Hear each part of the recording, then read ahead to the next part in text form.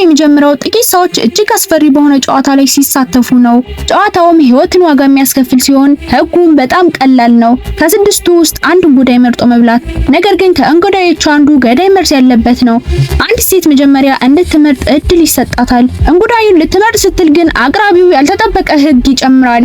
የመረጡትን እንጉዳይ ለሌላ ተጫዋች እንዲበላ መስጠት። ሴትዮዋም መርዛማ የሚመስለውን እንጉዳይ መርጣ ለአንድ አረጋዊ ሰው ትሰጣለች።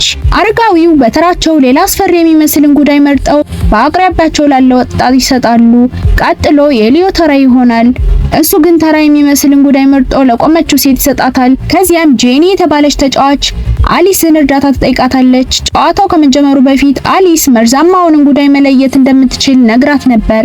ጄኒ ለአሊስ ያላትን ፍቅርና አብሮ የመትረፍ ፍላጎቷን በልብ የሚነካ ቃላት ትገልጽላታለች። ይህም የአሊስን አይኖች በእንባ ይሞላል። አሊስም ጄኒ እንድትተርፍ በማሰብ መርዛማ ያልሆነውን እንጉዳይ ትጠቁማታለች። ነገር ግን ብልጧ ጄኒ መርዛማውን እንጉዳይ አሊስ ፊት ለፊት አስቀምጣ ንጹህ የሆነውን ለራሷ ትወስዳለች። አቅራቢውም ትዕዛዝ ሲሰጥ ሁሉም በእጃቸው ያለውን እንጉዳይ መብላት ይጀምራሉ። ነገር ግን ሁሉም ሰው በጭንቀት ውጤቱን ሲጠብቅ በድንገት መሬት ላይ ወድቃ መተንፈስ ያቃታት ጄኒ ነበረች። የሰራችው ተንኮል ሳይሳካላት ቀርቶ መጨረሻዋ እጅግ አስፈሪ ይሆናል።